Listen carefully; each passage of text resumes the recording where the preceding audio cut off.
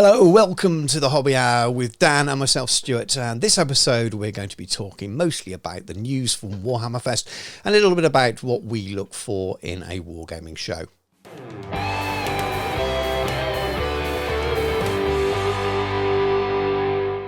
Well, hello, Dan. How are you doing? We would pretend we've not been chatting for about 45 minutes now before we hit record.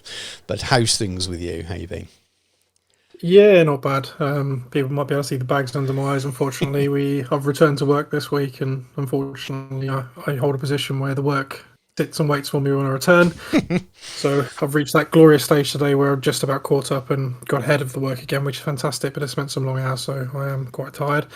But otherwise, yeah, not bad. It's been it's been a little longer than we originally intended before we last were able to record. We originally intended, I think, to put it out about a week ago. But life, as they say, finds a way, already gets in the way. It certainly has. Yeah, we're a little bit further along. yeah, it wasn't quite what we intended. We were talking about, we'll get this second show out a couple of days after all the news from Fest comes out.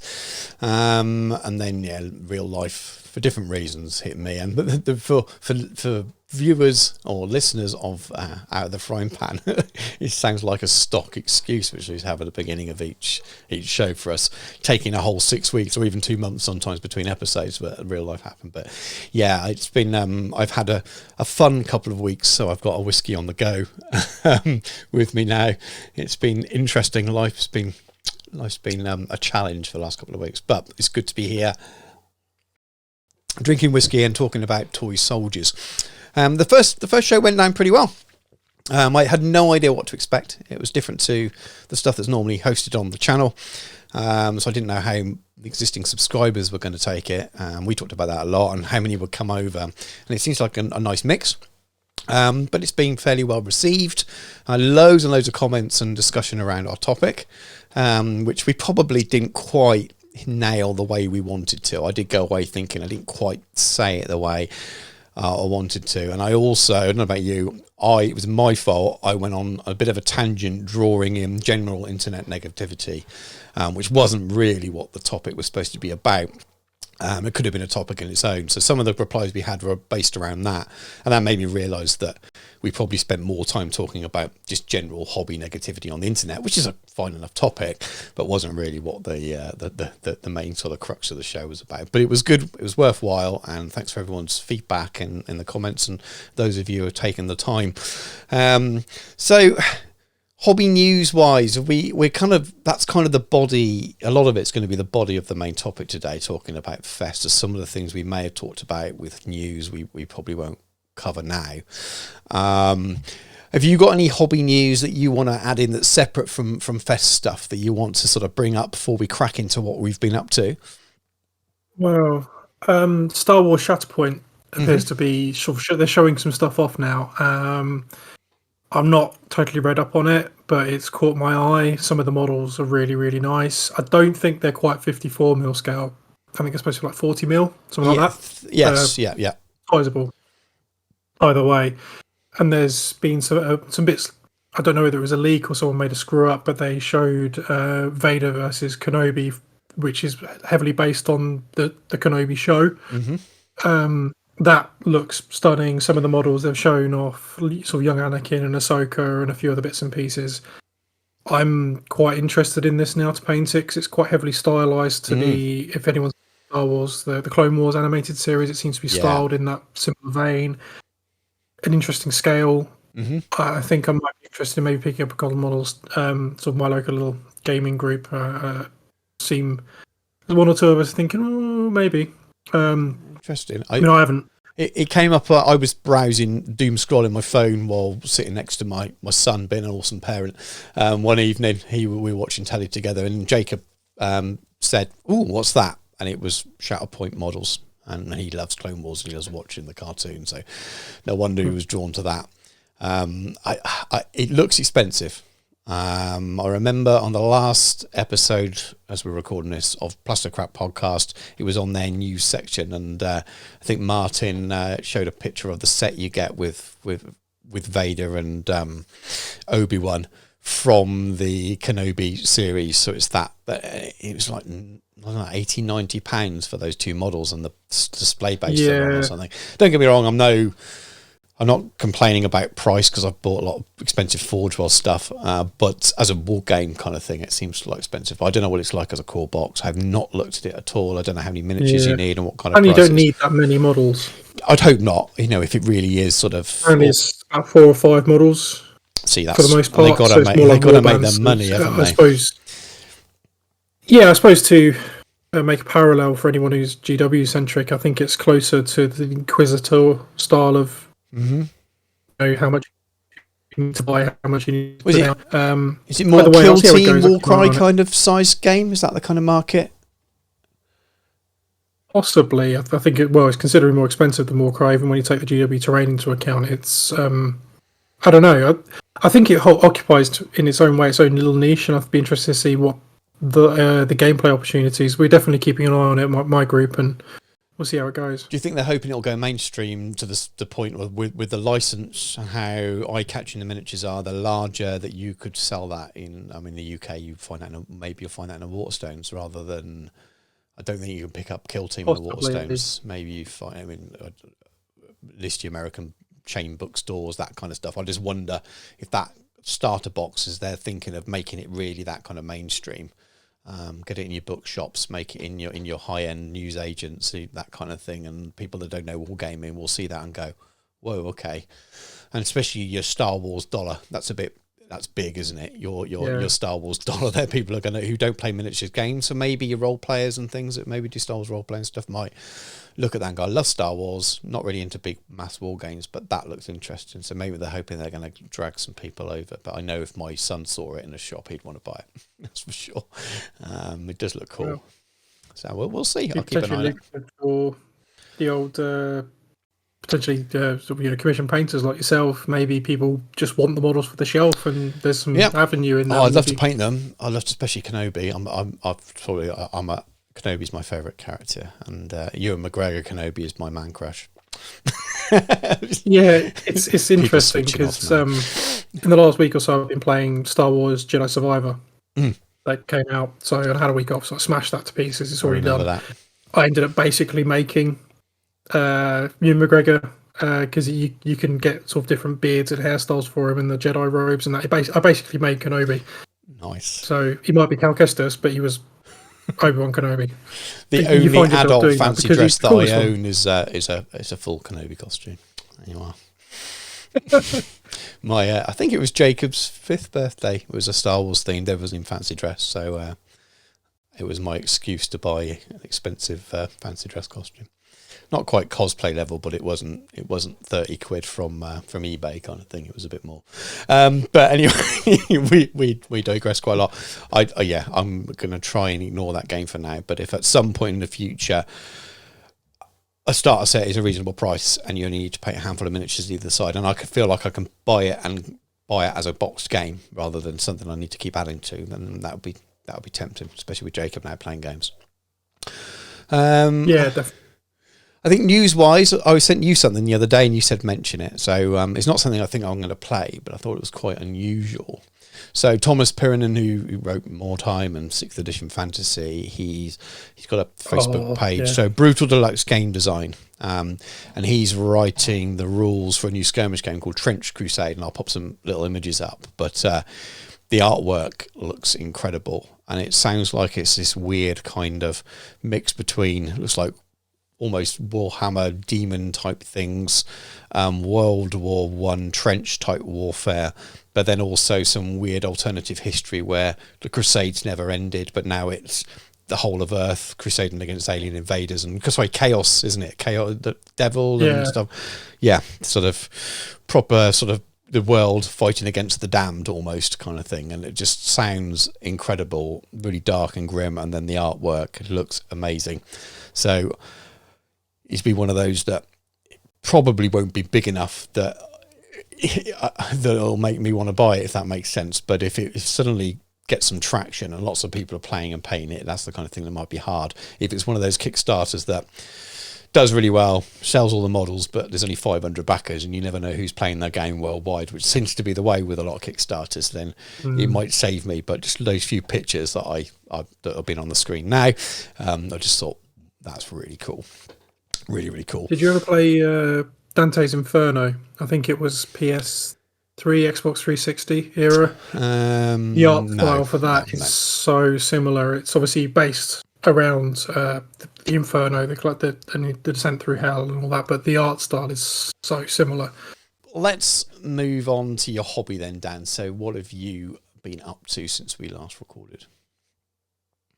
Well, it's only been a week or so, and I took a week off and had my birthday and had my mum's birthday, so that took up such a chunk of time. But we, my immediate group and I, went up to Nottingham, went to Warhammer World on the Sunday, the second Sunday of my week off, and played some games. I played some Middle-earth and played some Heresy. I got my Emperor's Children just quickly based up. They're nowhere near finished. It was just enough to play with. They're probably a picture somewhere here. But apart from that, I bought a few things, and then there's just been work really. But I bought the Amon head, the separate one. Yep. Cringed a little bit at the till, if I'm honest. I didn't realise how expensive it was. I was a little bit so yeah, I bought that. It's quite a heavy bit of resin. For anyone who can see, it is pretty cool. And then I also bought myself a little treat. If you can see this, great. If you can't, I'll get. It's basically the Lord of Plagues, Warhammer Age of Sigmar, just because it was quite cheap. As lovely GW model. figures go anyway. And it's a cool model, and I fancy painting. The amount of times it's been done for a painting competition just speaks volumes for what kind of sculpt it is. Yeah, it's cool. It's definitely something I'd like to paint one day. As we'll cover in the when we talk about Fest and some of the reveals, for instance, a little bit interested in Age of Sigmar Nurgle at the moment. So yeah, kind of ties into that. They are nice looking. How about yourself? So I don't think I've done any hobby at all in terms of miniatures for myself. I think when we last recorded, I was just about to release the video on the Britannians, the doing my army for the old world early thing, and I can't remember if I'd finished editing it or was just about to finish editing it. I can't remember, but that was what I did in terms of personality. I played a game against Jacob, so I played a game with Sixth, played a 1,000-point game with him, or another one. I think I might have mentioned one last time. So I played another game, just being increasing the points level and slowly adding more things in. So we added magic in, and he was absolutely smashing me after about 4 turns. His Goblin Doomdiver and his Goblin Shaman took out my Knights of the Realm unit. I used that Britannian force with a BSB added to it and a damsel, and it took me to about 950 points, so close enough. The damsel was a base, was a bit of blue tack. This is proper old school playing at home gaming. She hadn't arrived from eBay yet, she has now. So we had this game, and he took my Knights of the Realm off before they even moved, and I thought, well, that's it now, because I've got Peasant Bowmen and Men at Arms. I had a Trebuchet as well, so I thought, and the Trebuchet only fired twice out of 6 turns, kept misfiring.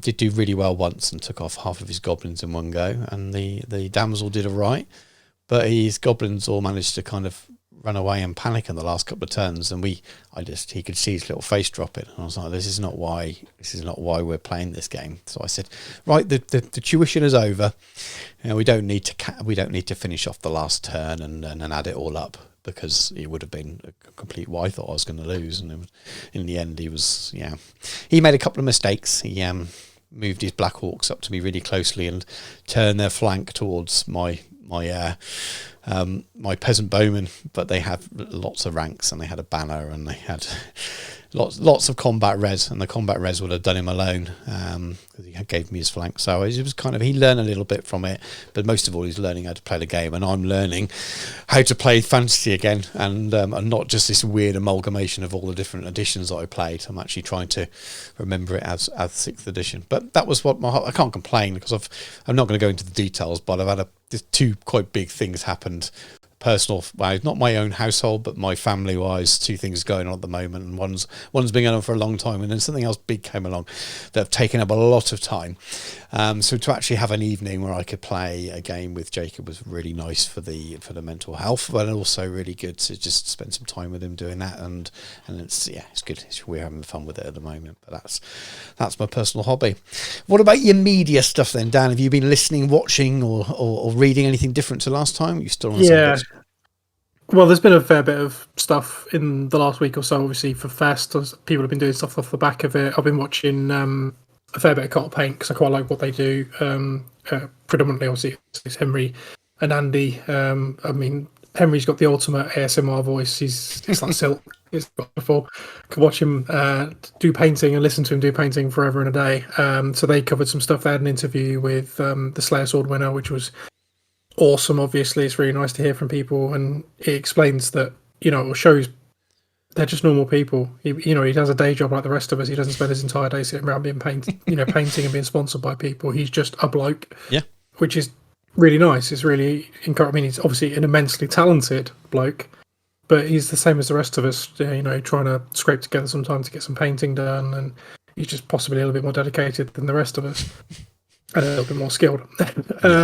But that was really good to watch, and a few people have done some other bits and pieces off the back of it. I'm just quickly looking at my notes. Obviously, I watched the painting phase. They've done some stuff about the new Kickstarter game War on Terror. MS Paint's Dave, he's done similar as well.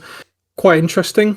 It's quite interesting hearing the development diaries of those, the two guys, because they were on the painting phase. They interviewed them and they spoke about their process and where they come from. Unlikely beginnings for those two guys, and it was quite interesting to hear their process and the fact that they just decided one day that they're going to do it, and they've done it, which is what a lot of people don't get further than the planning stage. So fair play to them. I think it shows, just to butt in here, just to comment on that before I forget, I think it shows the reality of how much of this hobby as a whole is cottage industry. It's one or two men bands.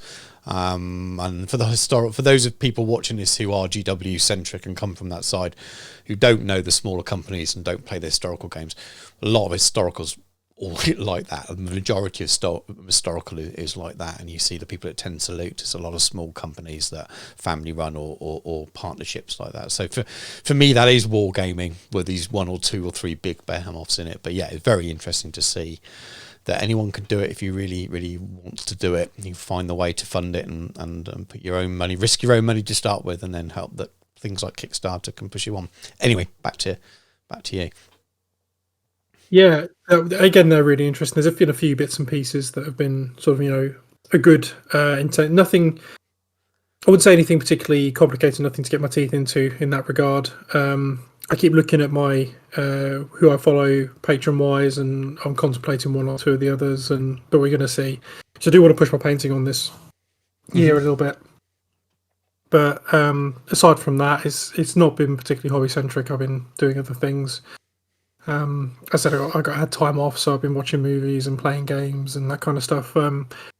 Sort of hobby adjacent, I've been playing Ghost of Tsushima again, which has got me on Samurai a little bit. And Test of Honor is quite interesting. I'm contemplating, because that's in its second generation now. I'm not so sure entirely on the models that they're presenting, but there's some really interesting 3D prints kicking about as well. Some really beautiful stuff.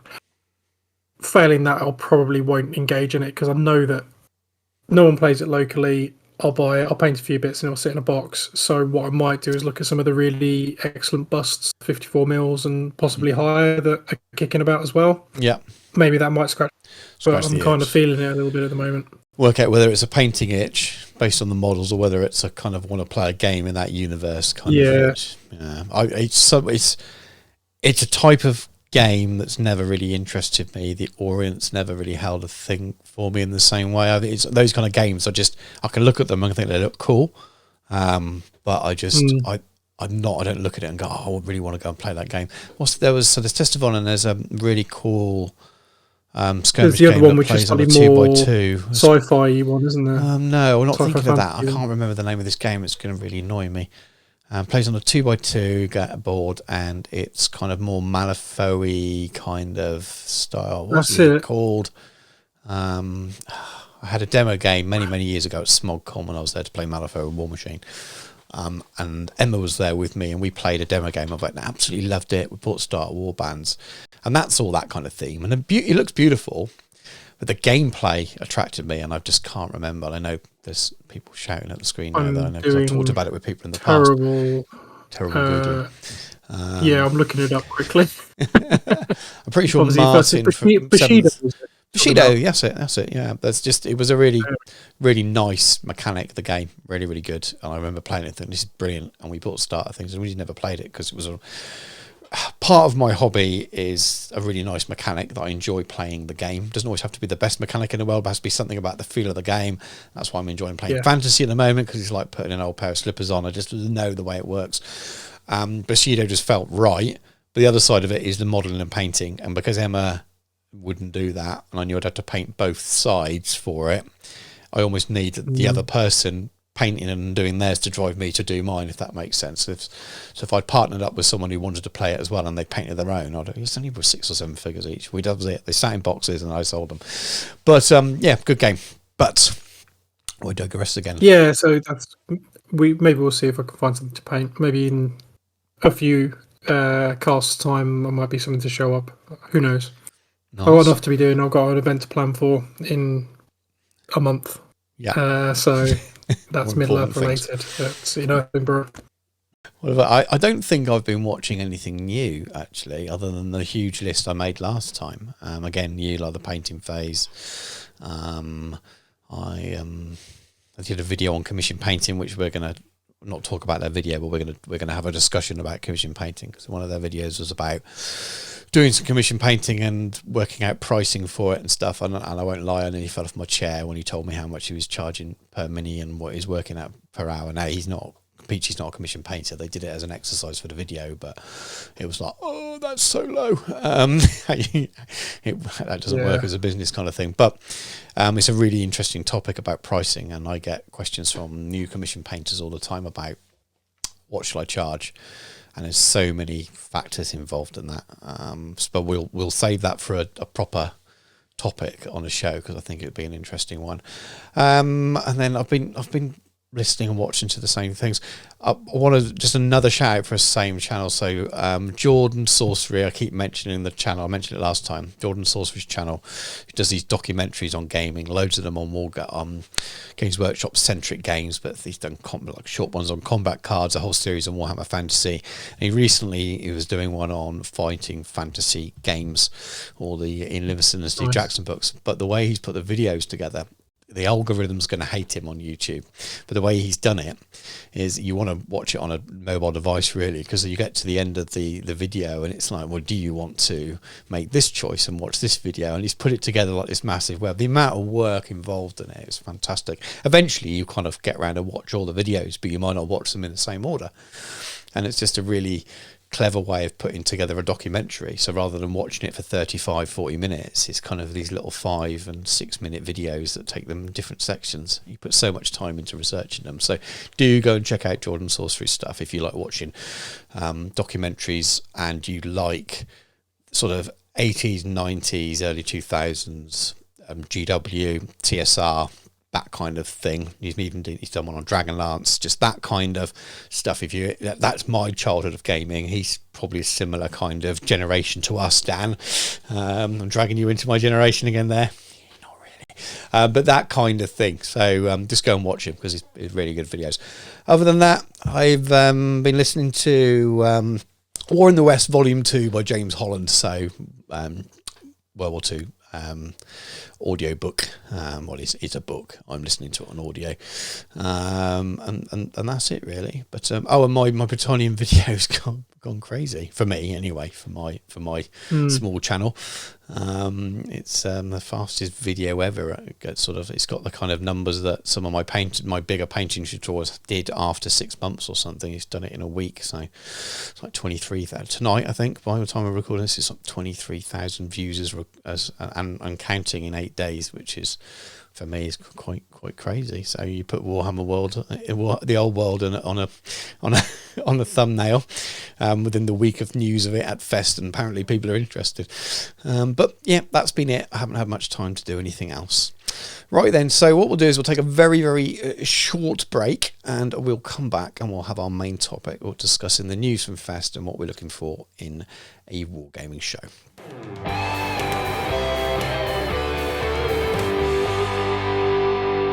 All right, welcome back. So we're going to talk a bit about Fest, but we're going to talk about it first of all, really from a news point of view, about the news we were interested in. So we're not gamers that play all of Games Workshop's games. So we are interested in certain parts. Normally, for me, I'll just be interested in what they say about Middle-earth. This year, I'm also interested in what they say about Middle-earth and the Old World. And then I always have an eye on the other things just to find out what the news is, but I'm not excited to watch it there or there at the time. Because I just don't play those games. But from a professional point of view, I suppose, from work, it's a good idea to have an idea what's on the horizon. I've already had an email from someone asking me how much to paint the Leviathan box for 40k, which is quite hard to price up when you've only seen pictures and things. But so I know that I need to be aware of those releases. But so we're not going to go full detail. There's loads of videos on YouTube if you want to go and see those. And neither of us were there. Okay, neither of us were there. So we're not doing a full Fest. We're not doing a Fest review. We're discussing the things, the releases that are of interest to us. We will talk a little bit, when we talk in general about the kind of things we want for event, we will talk a little bit about some of the discussion around Fest and what some of the good points it seem to be and what some of the complaints are. Because we've both enjoyed games days and fests in the past, and some of the things we enjoy most don't appear to be there anymore. So maybe those things might not be for us in the future. And I just thought it was an interesting point of topic. But we start off with, obviously, Saturday was it was a 3-day event in Manchester, wasn't it? And Saturday they announced the new 40k first thing in the morning, 9 o'clock in the morning. And as I said, I didn't watch any of the previews live either because I was busy doing stuff with the family. So I just sort of caught up with the news as and when I could do. And I don't know much about it really. I know that there's always going to be Space Marines, there's always going to be Ultramarines, and it's going to be Tyranids, and the miniatures look pretty cool. And it's a new edition, which is always a big thing for the wargaming industry. But that's as far as my interest goes at the moment. What about your thoughts on it, Dan? Do you have anything to add to that? Well, I think regardless of how anyone might feel about 40k, and I know that there's going to be a proportion of people who may have already switched off, let's be honest, to watch your channel, who are probably like, nah, shut up about 40k. The quality of the miniatures and what they're able to now do with basic sprue, particularly sort of, as I understand it, a lot of it's push fit or like small numbers of pieces, or what they're able to do now is beyond what we would have seen as our wildest dreams back early. I had a small dabble in Rogue Trader, but I was a second edition kid, when you got the 20 Space Marines, 20 Orcs, 20 Gretchen in a cardboard Dreadnought in a box. I mean, don't get me wrong, it was dead cool. It was an Argos, for goodness sake. It was a different time. And there was something very special about that. You got your War Gear book. I was young. I didn't really understand it properly, but I thought it was cool as hell. Mm-hmm. But what we get now, the idea that if someone had said to me, this is what you can have, it'd have blown my mind. Yeah. I'd have absolutely wet myself. And there's no disputing the quality of what they're putting out now, as they are judged as being one of the foremost plastic miniature designing companies and providers for a reason. It is incredible what they're producing. Yeah. I don't want to get into discussions about price or what's in the box or how often no, that's not, as an entity, it looks cool. I can't say I'm particularly tempted by 40k. Yeah. It's not. I mean, I've got some mates who are absolutely, frothing over it. And fair play to them. It's their hobby. It makes them happy. Good for them. Absolutely.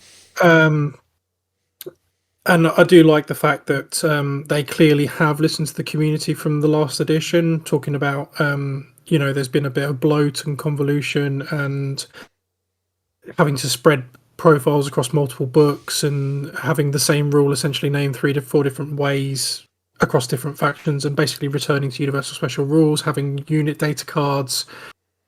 It sounds like they're making some good positive choices for gameplay, not just from a competitive bent, which seems to have been their focus from the last edition, into an overall rounded community. Mm-hmm. Great. I'm not invested, so it's easy for me to be dispassionate about it, but it does seem overall a positive. Yeah. Happy days, and the models are cool. Yeah. I mean, Space Marines are cool. end of. And Tyranids are cool as well, and they've revamped some of my favourite old miniatures and made them look even better. Cool. Yeah, can't argue with that. That's well. I've got no skin in the game apart from having to maybe paint some for work. And if the miniatures are cool and easy to get together, I'll enjoy that more. I never say never with anything, and I've got no intention of playing it. If Jacob suddenly fell in love with it and wanted to play it, then I'd play it with him if he needed me to play it with him. So that's why I'll never say never on it, and I might change my mind in the future. But it's been a long time since I played standard 40k. Obviously, we both played Heresy. You still do a bit, but it's been a very, very long time since I've played standard 40k. I've had a few false starts, but I like you. I was a second and third edition guy, and I think other than that, I've probably played 4 other editions and the single games here and there. That's been it. So a couple of false starts here and then when I realised, no, this isn't for me, quite a few times. So I'm being wary of doing that again. But it does, it looks a nice product. But they do things that attract me more, and other people do game systems and things that attract me more. So that was that. Pretty much that was the main news from Saturday, which didn't really interest me. There was Middle Earth Saturday. I can't remember. I suppose it doesn't really matter when it was, but that was smaller games. But that Middle Earth was probably the first news that for games that we play on, wasn't it? I don't know. You correct me if there's other things that you know. In terms of me, yeah, definitely. There was for the 2 o'clock one. They put, I think Warcry was in there, Underworlds. Age Sigma was Sunday, so it was. There was a few bits and pieces. There's a pretty cool undead Underworlds warband. Right. Ghosty dudes with the sword. They're quite cool. The Underworlds, the models, the warbands themselves are probably some of the greatest miniatures GW has produced. In single miniatures, they're beautiful, and that's why you constantly see them at Golden Demon and entered in painting competitions like Salute, etc., because they are gorgeous. I don't do card-based miniatures games. It's not something I'm bothered about. Sorry. I play Malifaux, but it's more the board actually. It's quite a competitive game, isn't it? It's designed to be that way, but it doesn't. Yeah, it's really well balanced though. So as far as I can understand, it's one of the ones that they've designed somewhat from the ground up to be that way, and they've got it right. Yeah. I don't really know anyone that plays it. I know a few people. I might really enjoy it. I might love it, but there's not that kind of attraction to, I really want to go and try this, because it seems like a game you don't need miniatures for. It might be something I'd more likely play. My wife would probably love it actually, but it's from that sense it's a balanced kind of game, and it's probably a lovely thing to play. But I'm always attracted by miniatures and lore or history, and beautiful looking tables that are without kind of grids and things like that. I like it to look pretty, and things that look more like a boxed game tend to not do that for me. But yeah, maybe one day. Yeah. I mean, I've painted a couple of the war bands, and they are, as a painting exercise, they're amazing. But yeah, the game. But yeah, we got something for Middle-earth, which is the first thing we've had in a while. Getting away from how people feel about that, there has been a bit of radio silence in some respects in terms of new releases, although I think people are very quick to forget that there was a new box game released at the back end of last year. Yeah, which, considering December, how wasn't it? quiet Middle-earth's been, that's not bad. Lots of new terrain, but yeah, we got of the Get Off the Road, the quite famous scene where the hobbits hide under a log, the ring wraith sort of sniffs them out, and from the Fellowship of the Ring, beautiful sculpt, it's stunning wonderful. sculpt, Really if I'm honest. I'm obviously incredibly excited to paint that, just for painting's sake, just to really lavish some time and detail and affection on it, and just enjoy the process of painting it. I appreciate that's not everyone's hobby, but it's certainly mine, and I'm really stoked on it. That's one of my 2 things from the weekend that, above all other things, I'm incredibly excited about. So yeah, I can't wait to get hold of that. And I don't know how much it's going to cost. I don't really care. So I want it. It's nice. It reminds me a little bit of the collectibles you get from Weta, or just in general, like a really high-end miniature in that sense. But one you have to paint yourself. So and you can remove. One that no one's going to get upset. Comes apart, doesn't it? So it comes apart in a way that you can have it so that the ring wraith can be on his base kind of hidden in between it, so you can pull the side off. I'm guessing it'll be magnetized. You can put him out and use him in game, but then you can put it back together and it goes back on your display shelf afterwards. So it does two I'm going to glue jobs. the whole thing together and retexture Yeah, I it. wouldn't. I wouldn't use it that way, but you could do. It's a bit like those of you who have played Heresy. To a load of... Yeah, like those of you who played Heresy, a bit like some of the Primarch models. So they come with a 40mm base or the display base, and the original couple. You had to make your choice earlier on, didn't you? But then I used to end up magnetising them all the time for commissions. But towards the end, they realised people wanted to remove the display base and pop the miniature off for gaming. And this reminds me a little bit of that kind of concept. So I thought it was absolutely brilliant myself. We'll touch briefly on the complaining from the Middle-earth community. And I don't complain as much as some. Was this it? And I've got a little bit of sympathy with them because Fest is the biggest event that GW do, and there's clearly something going on. There's more news coming, but they couldn't, for whatever reason, say at the time. But I can understand why people got a little bit kind of, oh wow, that's a surprise, because I think people were expecting, and that's the problem, isn't it, the expectation. Sometimes I think people are expecting the next supplement book to be announced because it's been a while since there's been one. I don't get too exercised about these things. They're toy soldiers at the end of the day. I never get angry about it. I don't feel entitled in that way.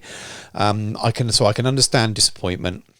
I don't understand the way people act when they get angry about it. That just blows my mind. This is a toy soldier hobby. I can understand why a few people are surprised and a little bit disappointed, but I'd also think we've only recently, like you said, had that almost a new edition. It's a 1.5 edition, but a brand new starter set that was pre-ordered last September but didn't officially release till December. And then since then we had plastic versions of the characters on their own, some of them, or they've not been out yet.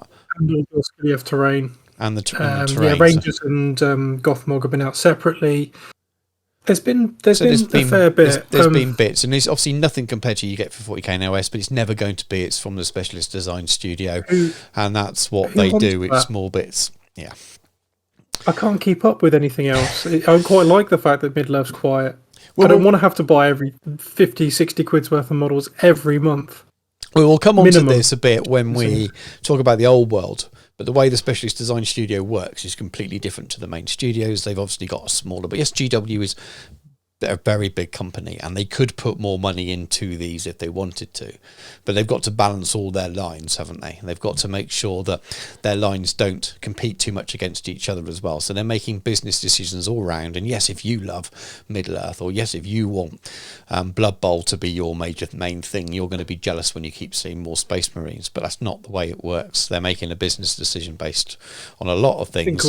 And Specialist Design Studio is a separate part of the business that's aimed at more niche within their hobby. It could be the biggest thing in the world if another company was running it, but for them and their kind of in the context of GW's universe and their games, it's a smaller thing, and we just have to be kind of happy that those games run differently. And that's why we got 20-year-old plastic miniatures still going alongside brand new Forge World skulls, because that's just the way it's going to work. And lo and behold, those of you who don't like that aren't going to like the way the old world works, because it's going to. I think that's pretty clear that that's the way that business model is going to have to work for that as well. But we'll come to that a little bit later. There's once bitten, twice shy. Obviously, I was in the company when Middle-earth pretty much disappeared. Yep. When the bubble burst, it nearly sank the company because they're so heavily invested in it. I think people, because they're so passionate about it, overestimate its actual value to games. Bearing in mind also, they have to pay a lot of money for that license. Mm-hmm. A lot of money. So they have to make really sound. They can't just sink loads of money into stock, because stock's dead money. Mm-hmm. It's one of the rules of business. Yeah. So you can't just have everything in stock all the time. You can't. It's not the game it used to be. The game you were playing when you were 13 or 14 is no longer the game it is, and I think that's where some of this frustration comes from. No matter what, I think GW would have been damned if they do, damned if they don't. If they hadn't introduced anything for Middle-earth, they'd have gone, what about us?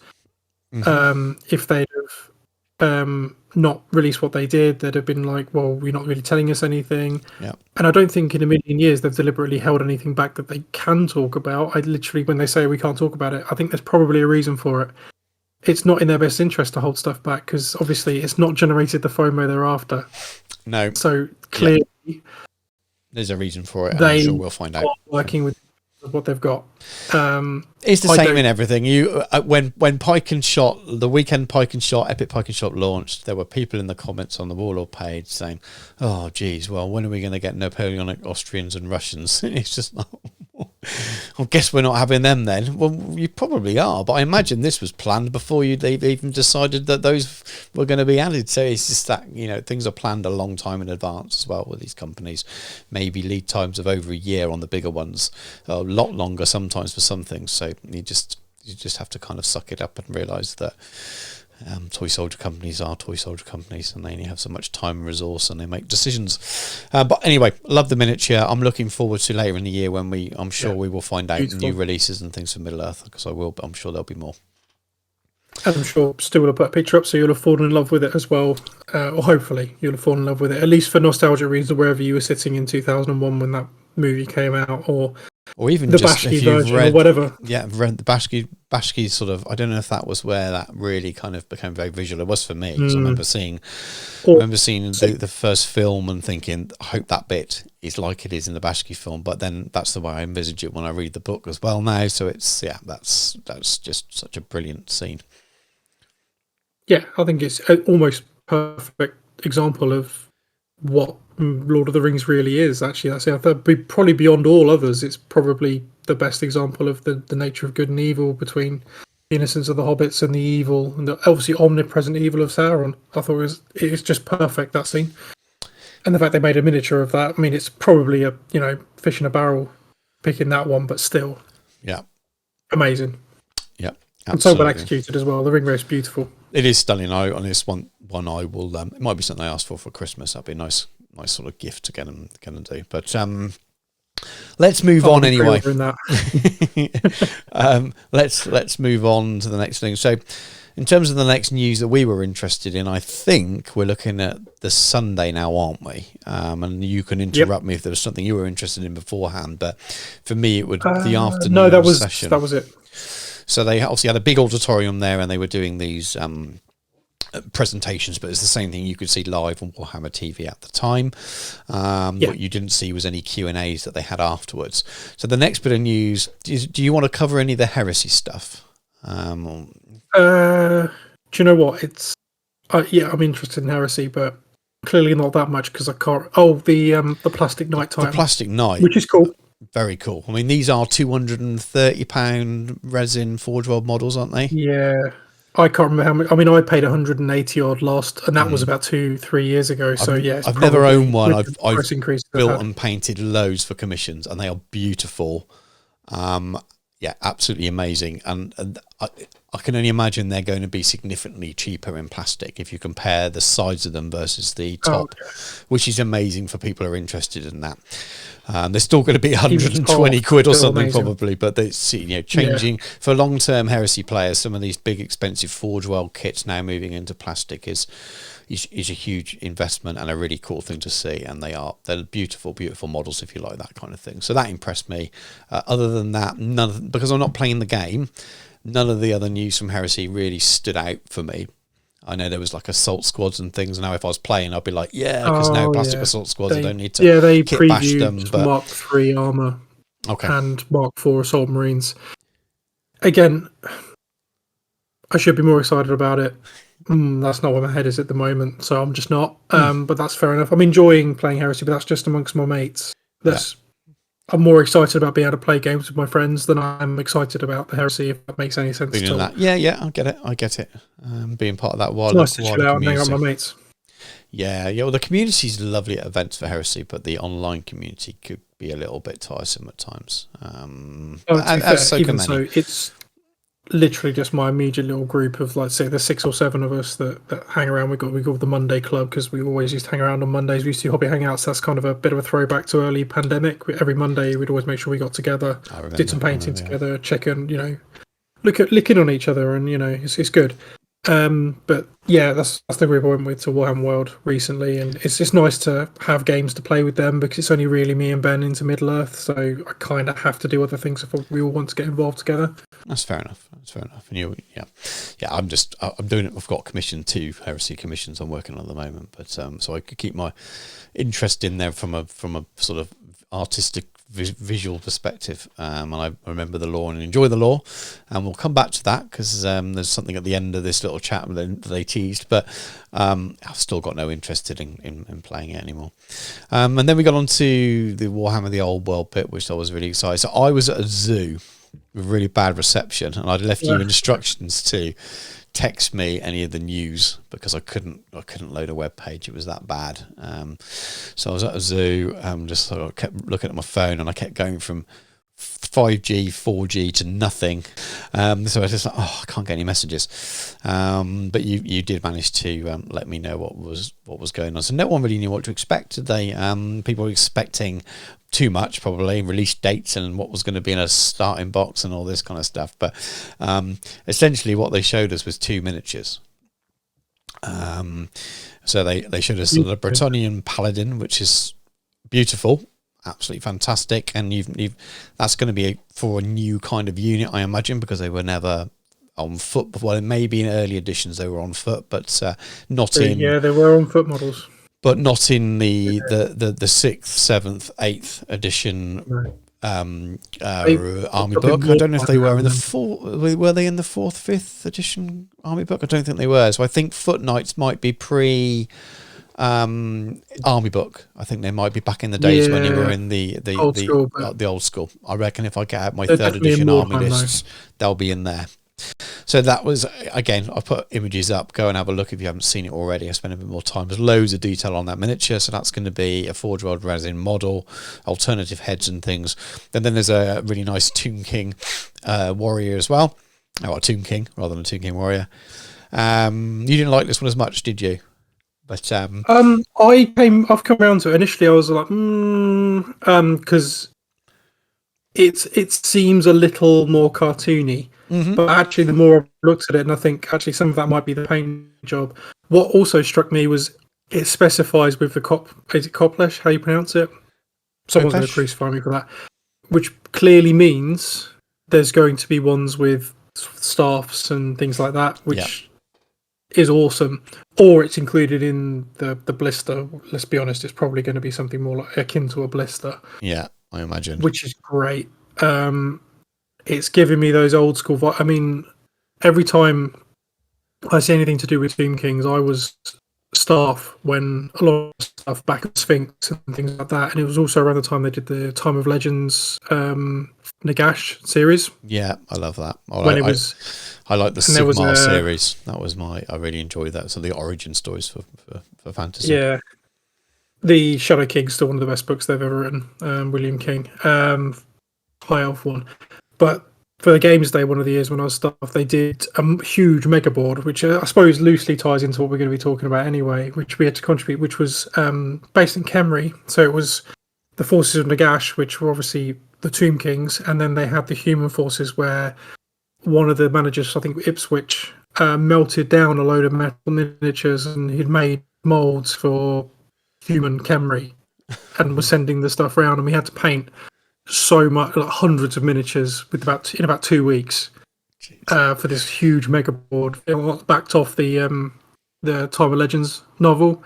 Oh, but that was pretty. And so anything Khemri, anything Tomb Kings just takes me straight back there. And do you know what? I've actually got a copy of Liber Necris over there. I've got one of the limited ones. Oh, wow. One of 300.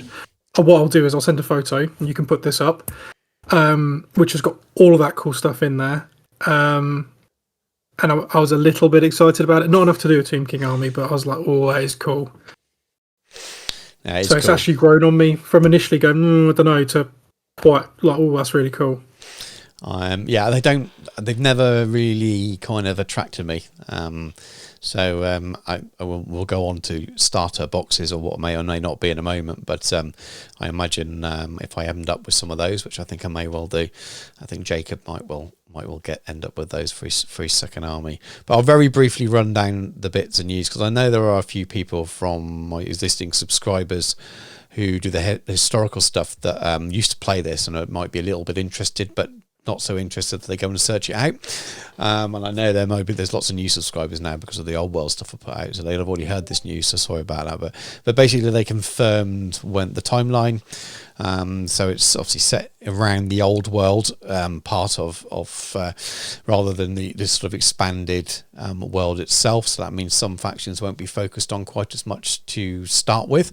It's going to be set at the time of the Three Emperors, just before the Great War against Chaos. So it gives them lots of opportunity to almost subdivide some of the existing factions. So you might have less armies with focus, but maybe more individual stories within those. And they've already teased that anyway, because I showed pictures of the maps of the border princes and things like that. So it could be quite cool. There will be new models, but lots of existing models, previous models returning. Which brings me back to what I hinted at earlier, and we've talked about this in the past. I've talked about it in videos in the past. It's coming from the Specialist Design Studio. There's still a lot of people out there just expect this to be like a full-on launch and it to be one of their main systems alongside 40k and Age of Sigmar, and it's clearly not going to be. It's going to be something that comes out akin, in whether it's becomes a bigger system than Middle Earth, I don't know, but I think it will be akin to that in the way they run it. It's the same manager. Hi Rob, if you're watching, and who watches the odd video, but it's the same manager for those two products, and I can see it working the same way. We know we've got old plastics coming back. They've said that now. They've pictures of old plastics in the stuff they've shown already. We've got old plastics in Middle Earth. Okay, tick tick. We've got new models, resin models. You get that in Middle Earth. So to go with your older plastics, we'll give you a new character model, sometimes a new unit. Well, they've already mentioned that there's going to be Bretonnian Knights on foot, which you've not had since maybe 2nd, 3rd edition. So that's probably going to be a resin unit or a new plastic unit. So there's your new models coming back in. And then I also wonder, they did mention there'll be no fine cast. People seem to be missing the fact that might not exclude Citadel resin. So yeah. I'd expect things to come. So in Middle Earth, Dan, correct me if I'm wrong, stuff comes back in the material it was last made in most of the time, doesn't it? Apart from some fine cast stuff, which seems to be now switched over. Yeah, so I think we will see metal miniatures, and I think we will see Citadel resin miniatures. They're favouring metal. It depends. Middle Earth, I think, as a community, seems to have this love affair with metal, which boggles my mind. We did our time. I don't. It's a playing piece as well. I don't get it. So sometimes they have brought back stuff. I think it was originally metal. Then maybe they fine cast and when they brought it back. Maybe that's the distinction. I don't honestly know. I mean, there's a few models I wish they'd bring back in. Citadel resin, like the Mordor Siege bow, for instance. I keep banging on about it, and I don't think I'll ever stop because I really want the model, but I'm not having that bloody paperweight in my army. Yeah. So I'm glad I've got a fine cast trebuchet from eBay recently. I'm hoping if it's anything like 8th edition, I'm going to need 2. So maybe I won't need 2. I'd like to not need 2, but if it was anything like that, I'd probably need 2 to be competitive. So if they do, I'd rather not have that in metal. So I'd like to see that brought back in Citadel resin. If they said no fine cast, it's not going to be in fine cast, but Citadel resin kind of works. Those of you who haven't bought it, Citadel resin now is kind of fixed fine cast. It's still, you don't get the miscasts anymore, but they do tend to have a lot of gates on there you've got to remove in order to fix the fine cast bubbles problems and things like that issues. I think it's fine most of the time. Some miniatures with very fine detail, so thin swords and stuff, can be problematic. The chunkier things, like a trebuchet, I'd want that in that resin all the time. I don't know any of this, but I'm going to make a massive prediction and guess it's going to run the same way as Middle Earth, or very, very similar. So you've got the returning kits, some stuff coming back in metal and resin, and a mixture of new things. They've said that every 8th edition army will be that was playable at the time. So all the units and things that are in those 8th edition army lists will be playable, and there will be some kind of get you by army list at the start, some kind of index style army list, so people remember when 8th edition 40k launched. And I think that's pretty good. It means anyone that's got an 8th edition army that can come along and start playing. I think that the reality check for people is not every army is going to be focused on to start with, and whether they get army books or campaign books or however they do it in the future, I think will depend a lot on how successful the game is and whether they want to expand it. So it wouldn't surprise me if some of the races that haven't been kind of teased already or mentioned or aren't on the maps they've been showing aren't in it. So be prepared for that, but you will be able to make your own lore and you will have rules. You just might not have new miniatures and new special characters and new units like some of them will. Yeah. I think that's probably the reality. The way it strikes me is hopefully, and if they do rewards, because, why not? That's cool. Yeah, the way it strikes me from the way they've said it is we will give you existing rules to get you by, but we will possibly not support you, which means that they may not re-release any plastic or old miniatures for them. Yeah. Because if it's anything like Middle-earth, which obviously we're using as a parallel, they only have so many SKU lines. That's why they rotate the Middle-earth thing. I can see that rather than doing possibly that with Old World, it'll be a case of they're only going to materially support what they're writing for in the time period. So it'll be Empire, Bretonnians, Tomb Kings, Khemri, and Orcs and Goblins. I think have been mentioned. They're in one of the pictures. There'll be more, I'm sure. They had a really cool. They showed one of. Was it a Boar Boy? Mm-hmm. Yeah. Yes. So orcs will be in it. There will be. I can't imagine they won't have some kind of chaos or something because they're the coolest. Well, some of the things. Let's make a guess then. Maybe something like Lizard Men might not be because they're not anywhere near where that map would be. So that's a guess. It's a community prediction. Have been found in the timeline at that point. I don't think, in terms of the overall canon, they were alluded to, much like the Rat Men, but I don't think they were actually formally recognised in the timeline at that point. So if you're a Lizards player, you might just get a get you by list, but they've just released, pretty much redone the whole Age of Sigmar faction, and it's beautiful. So if you, in many ways, you might not have an army list, but you might be playing with brand new miniatures. And it's someone who like myself, who's starting with Bretonnians, has got 6th edition miniatures that are really old and won't have those replaced because they're not part of Age of Sigmar. So it's going to be a bit of swings and roundabouts, but depending on who's happy. Because if you're happy with your 8th edition army list, sorry, not the list and the rules, but the things that are in your army list, and they get the rules right, then you might not get a book with it on, but you've got brand new miniatures anyway. So people are going to moan. Some people are going to be super happy. I don't care. I'm excited. It's coming back. And then I don't want to dwell on it too much, but I think they pretty much said that Tomb Kings and Bretonnians are going to be the sort of the launch focus.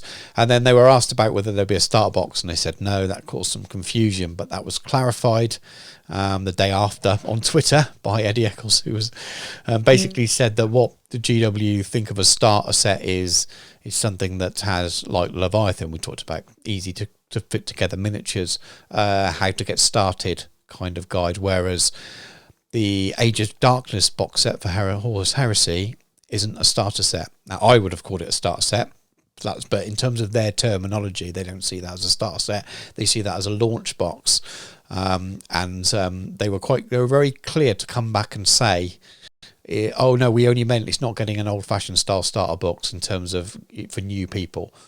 So that pretty much confirmed there's going to be a launch box, and if it's starting with Tomb Kings and Bretonnians, I would probably put money on them being in it now.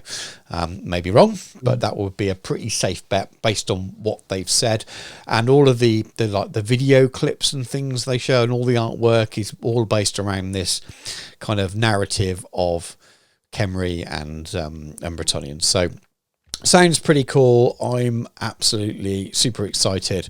They can't wait for more news, but I got a feeling it's going to be a while. It might even be next year before it comes out.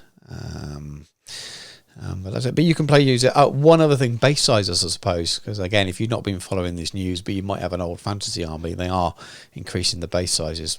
And primarily this seems to be so that models can rank up, especially if you are going to be having to build your armies from miniatures that may have been updated for the AOS range. For example, your Warriors of Chaos never fitted on a 20mm base anyway, and the new Age to Slaves to Darkness ones definitely won't. So the 20mm are all going up to 25, but they haven't confirmed any of the other base sizes yet, but they've hinted that most 25mm bases will also increase, or a lot of them will increase as well. So yeah, you make your own guesses. If you watch my last video, you know that I've guessed that the new cavalry base size will be 30 by 60, and I've done that by looking at pictures and measuring and thinking, yeah, that looks about right. Could be wrong, but we'll see.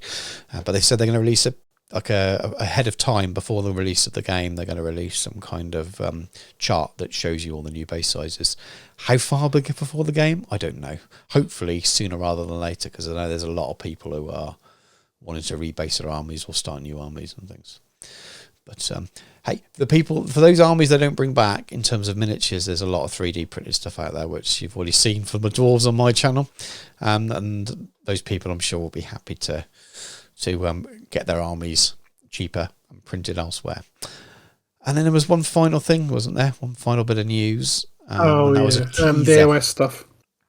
I wasn't thinking of that. Unless you're referring to Epic. I was referring to, well, we don't know it's Epic, but at the end of the seminar with the Horus Heresy and the Old World was a teaser that looks like it could be. The internet has decided it's Epic, and having watched it, I think it's Epic. Adeptus Titanicus has been really popular for them and done very well. So it felt like it was only a matter of time anyway. So it looks like Epic is coming.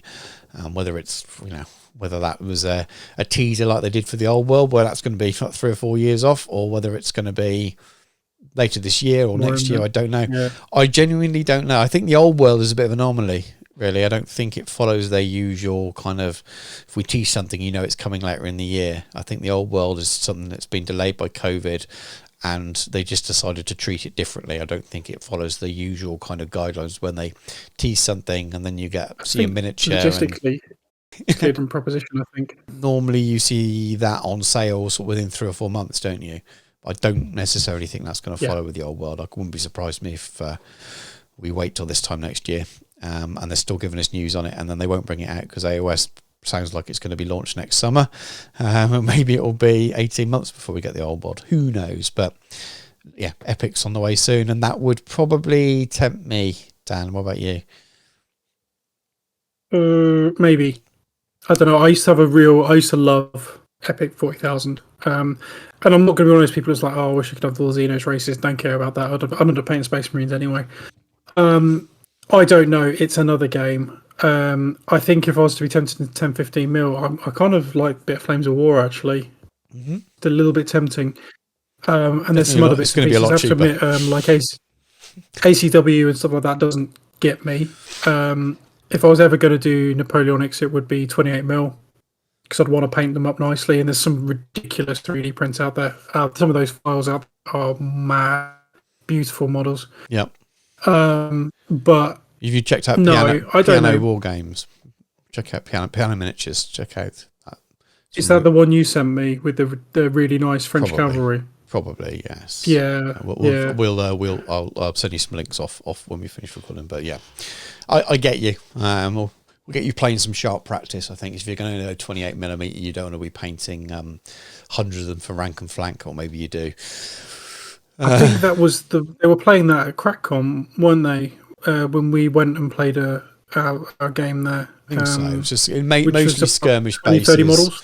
Yeah, that's it. You rank people up on movement trace, but you're playing a game. Well, it's called sharp practice for a reason. The idea is you're playing a version, and there's also other game systems that you can play that with. So we can talk about that offline, maybe, because I've got a project sitting for 28mm Napoleonics. When I sold it all off because of Epic, I kept enough to play skirmish Napoleonic, and I've got Sharp and all the characters from Brigade Miniatures in the US, some lovely sculpts. So I've got a lot of those knocking about, so that could be a fun project. And Flames of War, Danny, is very cheap. Very nice miniatures, very low investment. So get yourself. I'll send you make a a habit tank. of sending. Well, I mean, those you starter boxes are really good value, and then also just their army packs are really good as well. And really, so cheap compared to other things. But Epic, I probably would be tempted. It depends when it landed, to be honest with you. Right now, my head is really in the old world. So if Epic came first, which we could do, I'd be interested in it, but also the momentum wise, what I'm building and painting, I'm enjoying fantasy. I'd almost rather that Old World came first and then Epic came along afterwards. I don't think I'd get into Epic in a way that I would become a bit like you with Heresy at the moment. I don't think I'd kind of be interested in joining the wider community and really get into it as a main thing. I'd probably like to get a starter box if I'm sure there's going to be some kind of starter box. If there was enough in it for 2 armies, just painting up 2 small forces and being able to have it as a cool thing. Yeah. There are non-official Epic Heresy miniatures out there. They have been for years, and they are beautiful as it is. They've scanned all of the Forge World tanks and shrunk them down, and they look amazing. So if there's anything like, you look at Adeptus Titanicus and you look at Aeronautica and look at the quality of those miniatures, if that was in plastic in a starter box and you got Marines, some Rhinos, some Land Raiders, and a few Predators on each side or something, that might be enough for me to scratch the itch for me anyway. I'm not necessarily sure I'd need to kind of go massive. So I think I'd pick up a box. I think I'd look to paint it quickly. It'd be the easiest of that scale of anything I paint, probably, because I could use the same techniques as I do for full scale Heresy, just make it a lot quicker. It'd definitely be a lot quicker than painting Epic Napoleonic. So I can see me wanting to do it. It's a game I loved as a kid. I'd played Space Marine, both first editions, and Titanicus as well. So definitely something from my past. It feels like if that came now, when I'm on a real kind of build up to fantasy again for nostalgia, it would be like, oh, I really want this, but I really wanted this thing first. But it will be what it will be. Let us know in the comments. Any of you older gamers who played it, would you pick it up? Are you excited by it, or is it a case of, well, no, I've got the old edition on the shelf and that's all I want to do? AOS, Dan, you mentioned AOS, so there's a couple of, I didn't take any notice of any of the AOS releases other than the one miniature that we discussed over Messenger, but that's the only thing. And to be fair, that's the only one I can remember, but it's one of my 2 favourite models of the entire thing. Yeah, which stunning. was the Harbinger Death, which is a revamped metal miniature, and as if by the magic of cinema, Stu will put the old one and then hopefully the new one of the 2 miniatures. Obviously, the genesis of the model, and then the new one, which is frankly one of the nicest models I think GW have ever produced. So, certainly not in subject material, but definitely in terms of quality. Yeah, it's incredible. And that's got me a little bit excited about painting. I don't know about if I'll ever play Age of Sigmar. It seems very, very competitively led. But some of the miniatures, I think it's probably still got overall the strongest miniature line of anything GW produces. I think in terms of fantasy or in any kind of wargame, it's probably got one of the strongest miniature lines of anything ever. The quality is phenomenal. And there's, I can't remember what they call Maggotkin or something. What Nurgle Plague God miniatures for Age of Sigmar. I'm quite interested in possibly putting some stuff together. And we'll see how it goes. Maybe if they can fit on square bases. It's interesting that the this guy who I flashed earlier, I don't know if you can see it underneath the price, it has a square base. Okay. See, there is a square base in there. That's getting ahead of time, isn't it? Well, it's because I think it's part of the main sprue. It's cast into the rest of it. Right, I'm with you. You couldn't see it very clearly on there. Yeah. So it was an old fantasy miniature that's... yeah. It's one of the earlier plastic redos they did in this sort of... And it's going to be the wrong size base for it anyway, probably, which will cause people... I think it's 25 mil, maybe 30 mil. Well, it won't be 30 because that wasn't the size from before, was it? Probably 25 then. So if it is if 30 is a new size, I mean, again, it's potential. I suppose it's possible, isn't it? So I would suggest that it's probably going to, if they, well, it depends how many of the 25s they change. But but it may well be wrong, which will be Well, interesting, he'll sit won't it? on, They're going to have to a make clip for sure a that while they anyway. stick a base in that one, otherwise people are going to say, this is the wrong size and this is round, what are you doing? There's 2 bases in this pack and neither of them suit what I need. But yeah, I love that miniature. Well, So does that got you thinking about, if you go into, I know you were thinking about high elves, weren't you, for the old world? Are you starting to think chaos now? well, we don't know if there's going to be high elves. That's the thing. If they're not one of the one immediate support ones, I'm not paying eBay. Have you seen eBay prices for high elves? I mean, you sent me one the other day, which is actually quite reasonable. But if you want stuff box fresh, it's mental money. Well, if I'd say if you want to play a faction that they don't bring the miniatures back for, then 3D print. Look at the 3D printing options out there. If you really like the faction, some of them are really good. Some don't. We both like the GW aesthetic, don't we? Or at least you want it to feel like it's from the old world. That's part, rather than just generic fantasy. For the dwarves that I've printed from Highlands Miniatures really feel like they fit into the Warhammer world to me. Whereas, 6th edition vibe to them. Yeah, I think so. Yeah. I mean, I nothing wrong with the current ones. I just don't like the aesthetic that much, and I wasn't a fan of the 7th edition box set dwarves. They were clearly very small and they were cheap single castings in order to make a start set. Nothing wrong with that, but they were a bit on the small side. So yeah, they're perfect. I love them. They feel like Warhammer.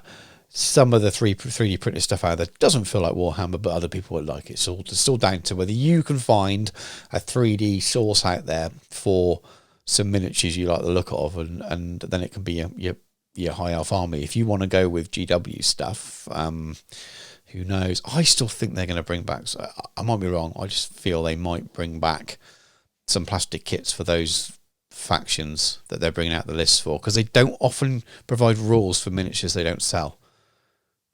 They usually generally a safe bet for a long time. They haven't been return, that's the whole thing about them. I just don't think they're going to do new. I might be wrong. Hopefully I'm not wrong. I've got a feeling they will bring back plastics from all of the other ranges, but they just won't bring back. They won't do new miniatures for the factions that aren't included in the map of the old world for this at this point. I mean, you look on the Age of Sigmar stuff now. A lot of stuff's there. If you like Dark Elves, there's quite a lot of it still available through Cities of Sigmar. There's even some high elf stuff, isn't there? You can get the Frostheart Phoenixes and things. You Phoenix can get Guard. the Phoenix Guard. Yeah, so there are bits. So I think they White will Lions, bring. I think as well. Yep.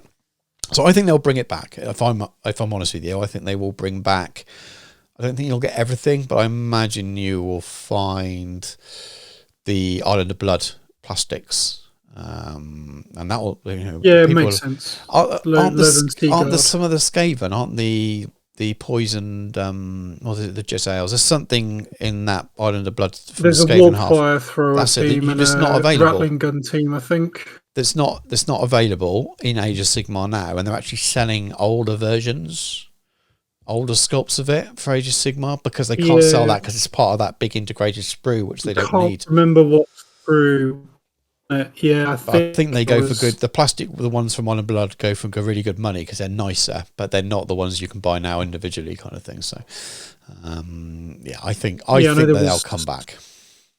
Lothern, Seaguard, and Swordmasters on one sprue for the High Elves, and then you got a Griffin in there, I think. Yes, you have. You got all the Empire. You got Empire Griffins there, and the Dark Elf Dragons are there. That dragon kit, which is really cheap.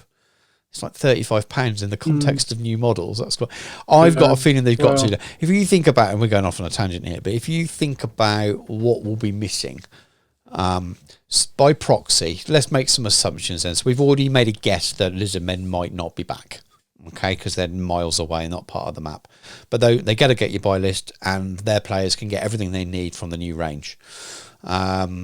If you want Dark Elves, you can get most of your army list from the existing Cities of Sigmar range. There will be a few things missing, but you could do it mostly. Empire, they're coming back because they show pictures, and so that those things will come back.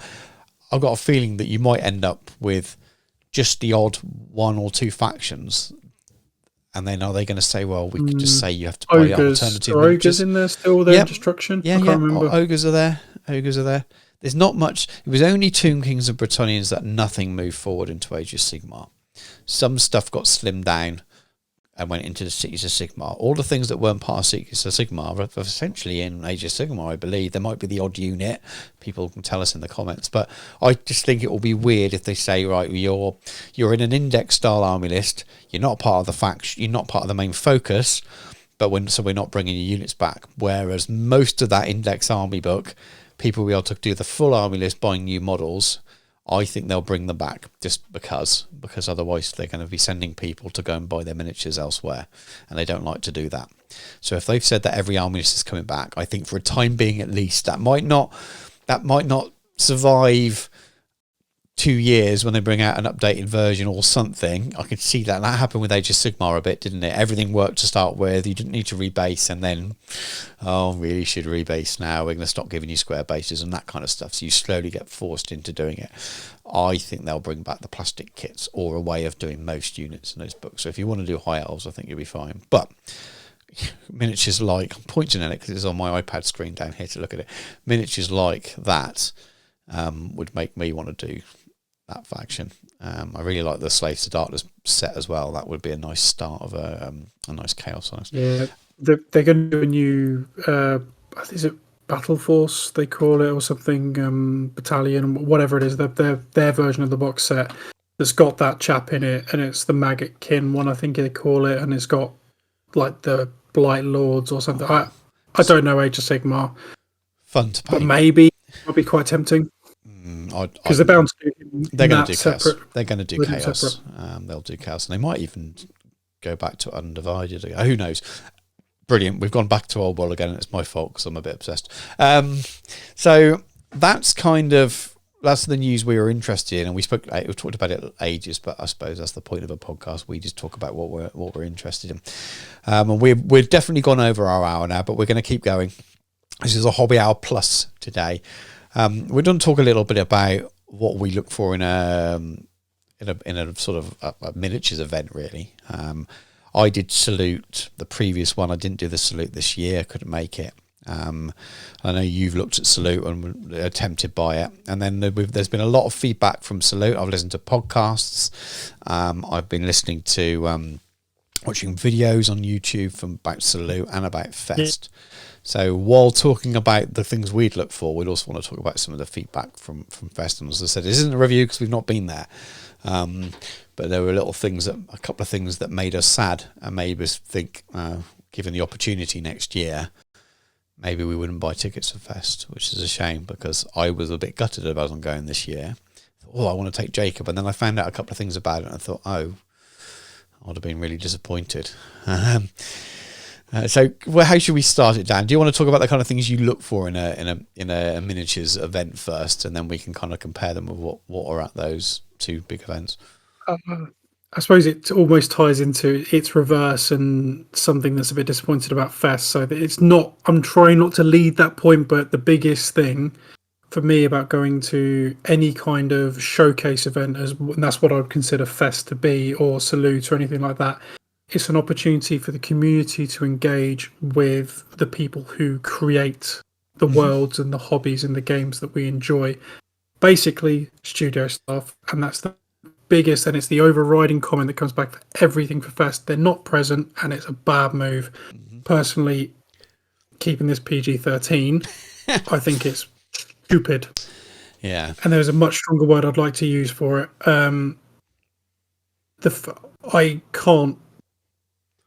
I'm normally agnostic to the point of positive towards GW. I think it's possibly one of the most stupid things they've done in about a decade. It reminds me, as we spoke about during our preamble before we even started recording, it reminds me of the bad old days when they used to shut up shop and didn't engage. And even then, you had studio staff at stuff. Yeah, well, that was the only time you heard from them. But like a closing of doors. Yeah. I agree, actually. Yeah.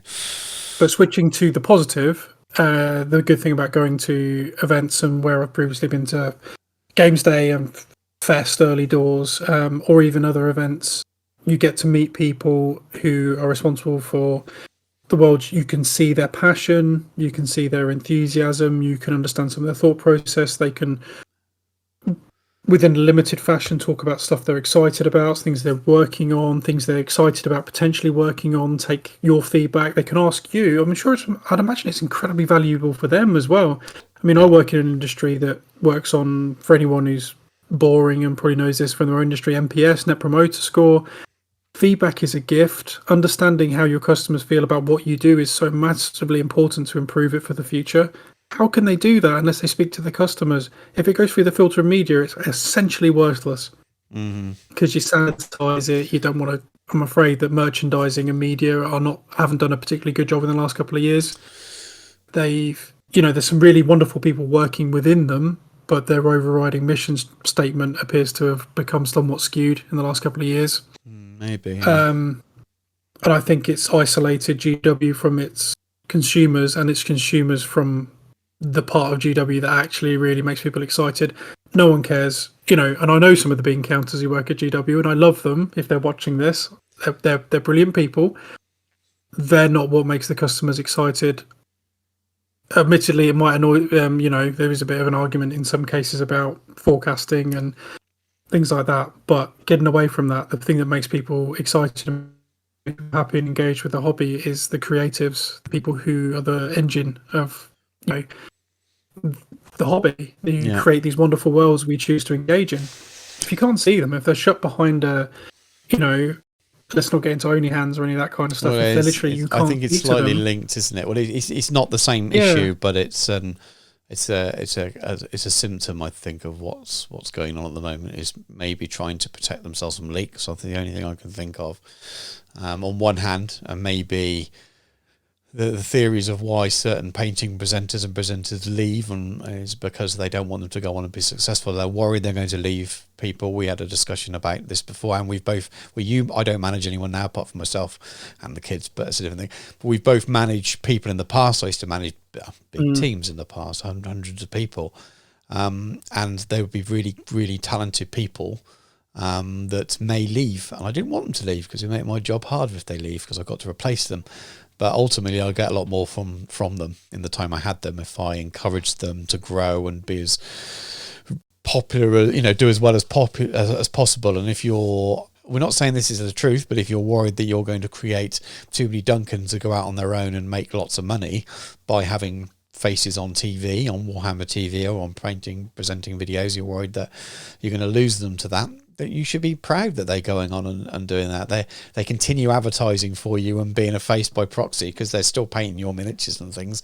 And then the next generation of those people can come through and they're going to be even more excited about working hard for you because they're going to aspire to, if I work really well at GW and I get a good job as a painting presenter and learn to paint well and work really hard, I might be able to do my own YouTube channel and go and bring out my own paint range that gets over £1 million on Kickstarter. So I see those progressions as positives. Now, we don't know that's the reason why they went only hands, and we don't know the reason why the studio staff weren't at Fest, but I think it's probably a control thing because sometimes you could get a bit of information out of people.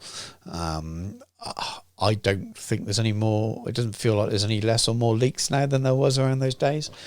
But I, like you, when I go to a wargaming event, I like to meet the people who are behind the games. Nothing wrong with the retail staff or the event staff, but I want to meet the people, whether it's a small one-man company or whether it's a big company. That was my main draw. And when I've been to multiple games days and I've been to a few fests as well, and every time I went, I was excited to go and meet those people. Right back, and we talked about this before we start recording, when I had White Dwarf 138, my first White Dwarf, and around that era, the little black and white pictures on the inside cover of at that point were the painters and the games designers who wrote in White Dwarf, that little grey photo of Mike McVeigh, and then reading his article on Wood Elf painting. He was my first painting hero, and that was just from a black and white photo. If you remove the personality from these people in the studio, I think you're doing a disservice. And at every stage, you're taking away some of that excitement. I remember reading White Dwarf a little bit later on, and there's people like Paul Sawyer in it. And I met Paul Sawyer before Christmas, when now working for Wargames. And when I shook his hand, half of me was thinking, it's brilliant, I've been invited up here because of the stuff I've been doing on the channel for Epic Battles. But I was also thinking, oh my God, I used to read White Dwarf and you were in there then. So there's a whole double kind of... taking back to expand. Yeah, so I think those things are a real asset.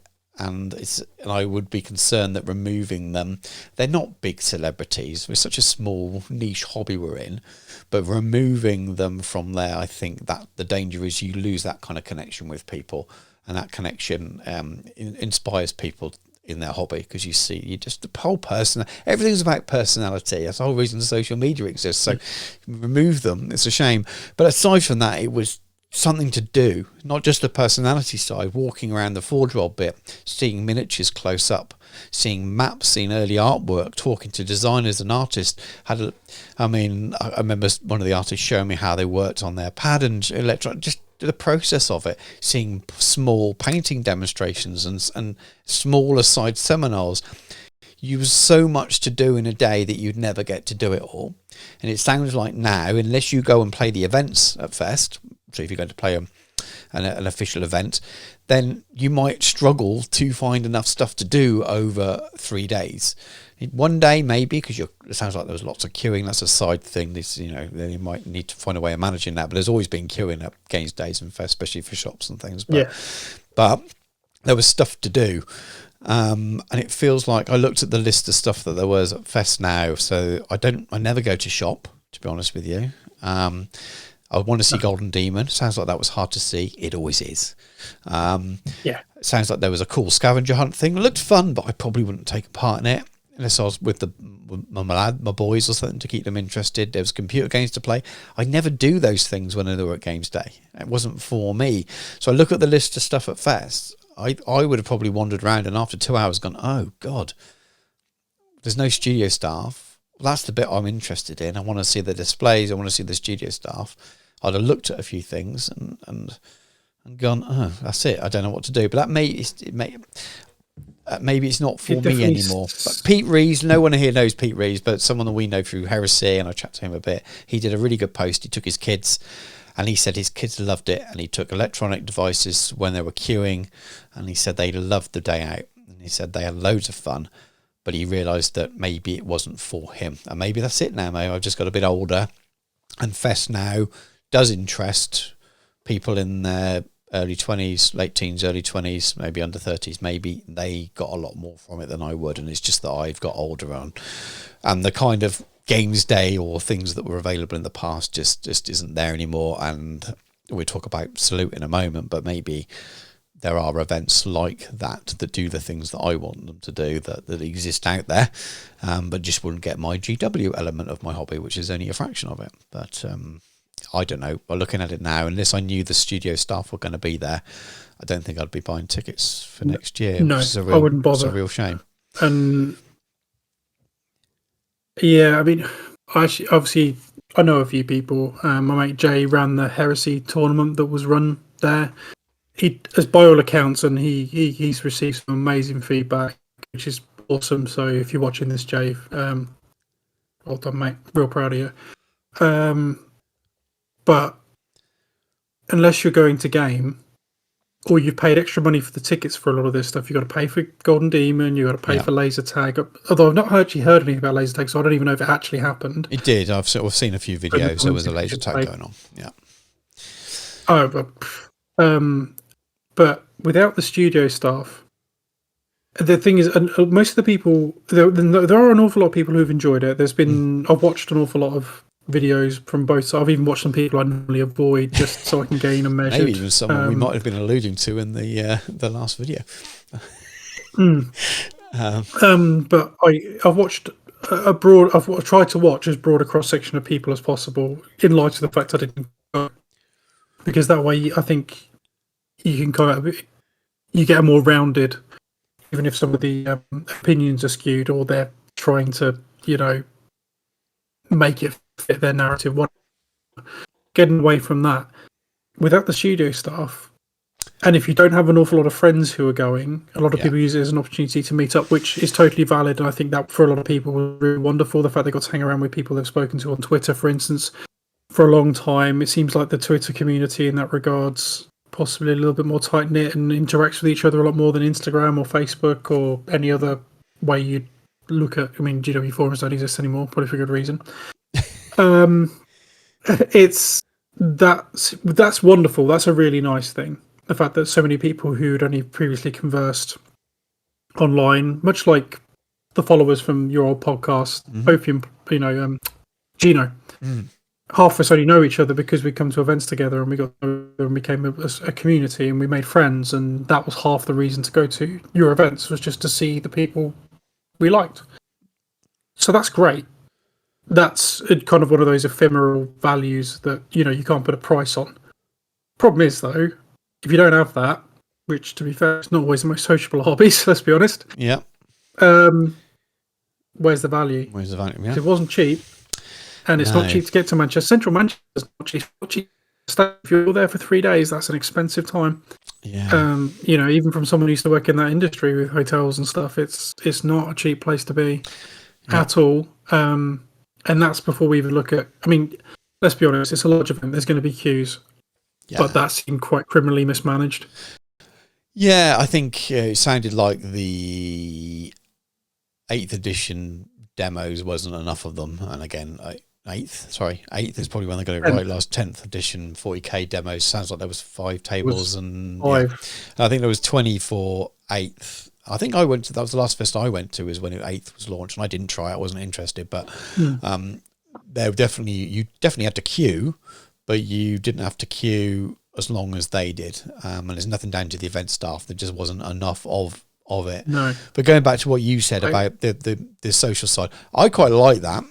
If I had the time to go and do that, if I go to Fest, it's probably going to have to be a day.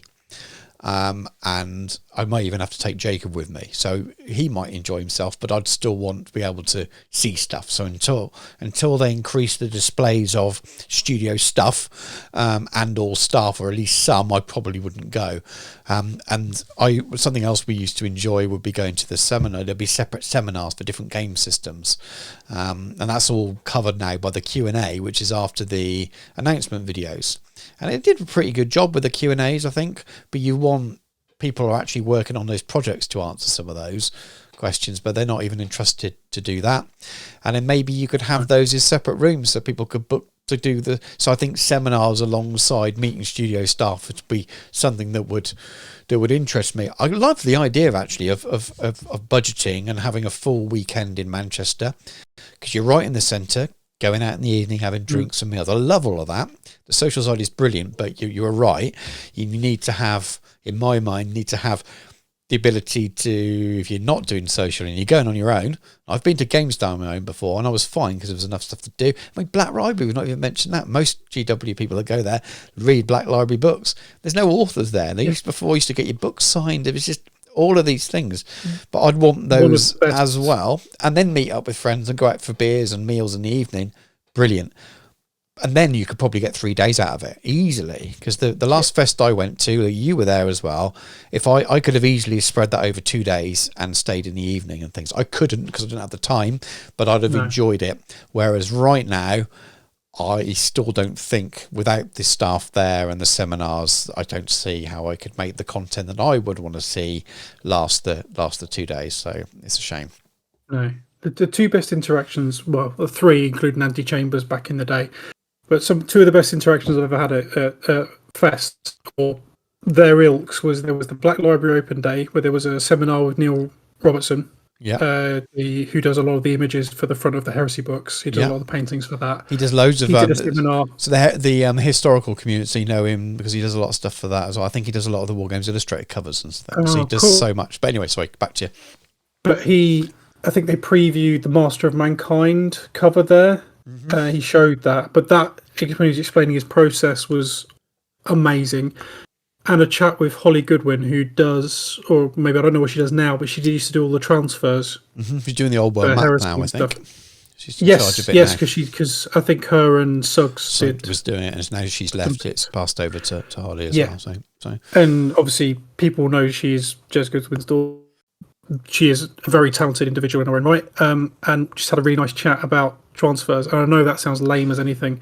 There's also the halcyon days of speaking to Alan Bly, who was one of the nicest people in the world.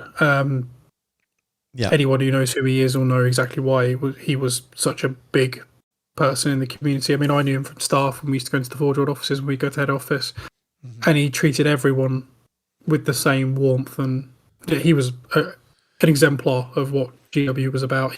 He was the original. For those of you who don't know, he's original. He's done loads of worked in Forge World as a writer, but he was the original writer for the first Heresy books, and sadly he passed away a few years ago. But and wasn't able to complete his Imperial project. Armour in general. Yeah, loads of War, Vrax, all that stuff, and he wrote a lot of the really good stuff for fantasy as well. The was it Tutankhamun or whatever it's called? The Tamarkan, I think it's pronounced. Tamarkan, that's the one. Yeah.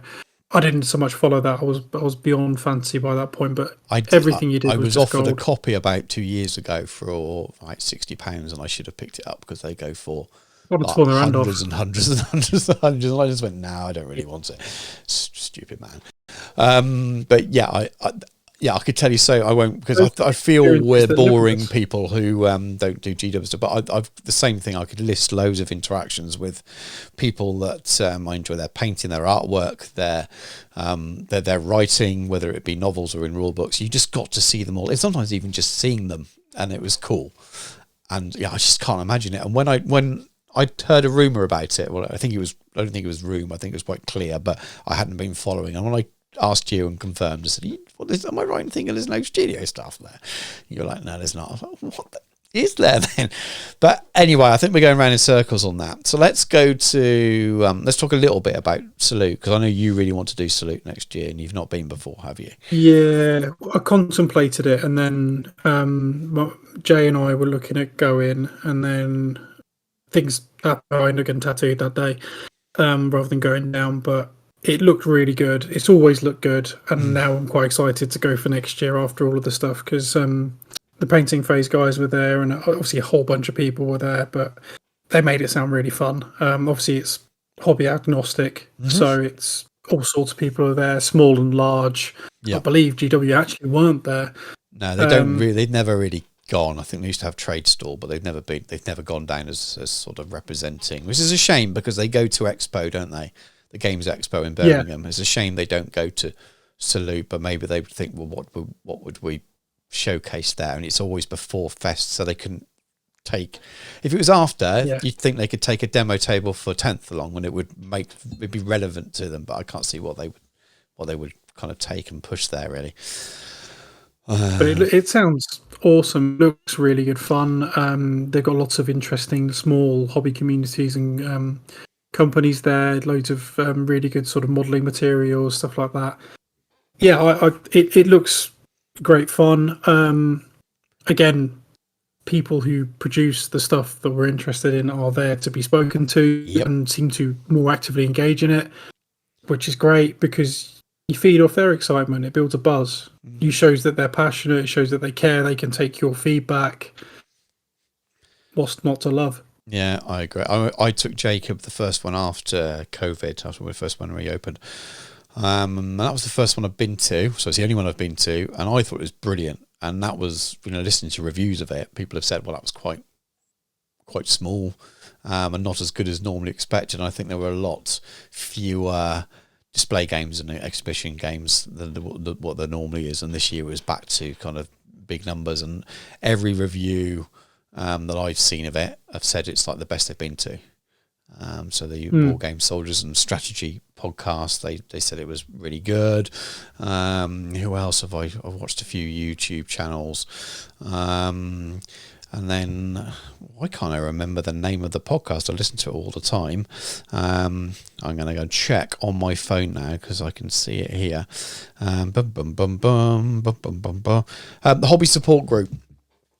So that's a sort of generic war game podcast. They're mainly historical stuff, but they're great guys, and that they had a fantastic time there. And talking about taking this lad along, the same age as my lad, and really enjoying and trying to get games and things. And I think the only complaint they had was the difference between a demo game and an exhibition game. So we'd probably talk about a demo game as a demonstration to teach someone how to play, but the historical side of things there, that would be you'd watch it. And a participation game is one you can go and kind of try out and things. But yeah, it just sounds like there's loads of stuff to do. So if I can do it next year, I'll come along with you, and I might even try and enter the painting competition, because again, you've got a massive range of different styles of things you can do. Be good fun.